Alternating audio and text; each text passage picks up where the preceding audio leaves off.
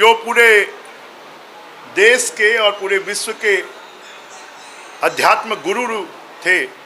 जैन मुनि विद्यासागर जी महाराज, वो भी हमारे बीच में नहीं रहे। सबसे बड़ी सौभाग्य की बात यह है कि पिछले 6 महीनों से वो छत्तीसगढ़ में ही भ्रमण कर रहे थे। उनके मार्ग के बारे में मालूम नहीं होता है कि वो कब किस तरफ जाएंगे। वो डोंगरगढ़ से निकले थे और वापस वो डोंगरगढ़ में जाकर उन्होंने लोक को प्राप्त किया है, तो उनके प्रति भी आज सदन ने श्रद्धांजलि अर्पित की है। आज छत्तीसगढ़ की विधानसभा का ऐतिहासिक दिन है, जिसमें अयोध्या में प्रभु रामलला के विराजमान होने पर, मंदिर के निर्माण होने पर देश के प्रधानमंत्री नरेंद्र मोदी जी के प्रति कृतज्ञता ज्ञापन प्रस्ताव लाया गया है। और साथ में जिन विभूतियों ने राम मंदिर के निर्माण में अपनी आहुति दी है, प्रभु राम छत्तीसगढ़ के भांजे हैं,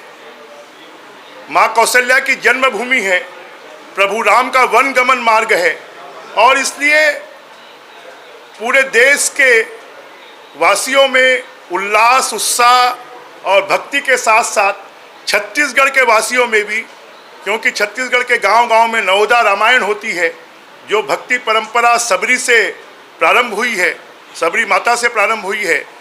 और उसी परंपरा का निर्वाह आज छत्तीसगढ़ की विधानसभा ने किया है कि प्रभु रामलला के मंदिर के निर्माण का जो काम देश के प्रधानमंत्री जी ने किया, 500 सालों के संघर्ष के बाद अशोक सिंघल जी ने, अडवाणी जी ने, और ऐसी बहुत सी महान विभूतियां हैं जो एक विचार को लेकर, देश की सनातन परंपरा को लेकर लगभग 2 लाख से ज़्यादा लोगों ने पिछले 500 सालों में अपने प्राणों की आहुति दी है। उनको सबको नमन करने के लिए आज कृतज्ञता प्रस्ताव लाया गया और वो पास हो गया। मुझे इस बात का दुख है कि राम वनगमन की बात करने वाले, वेल में बैठकर प्रभु राम का नाम लेने वाले इस कृतज्ञता ज्ञापन प्रस्ताव में खुशी जाहिर करने के लिए, उल्लास जाहिर करने की बजाय वो बहिर्गमन कर चले गए। बैगाओं की मौत तो उनके लिए एक बहाना था,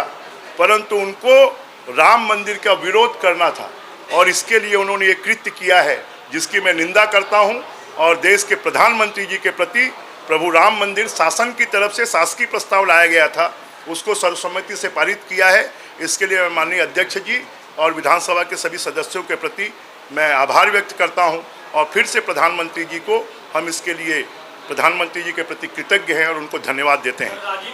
जैसा मैंने कहा है कि उसमें कोई खर्च नहीं हुआ,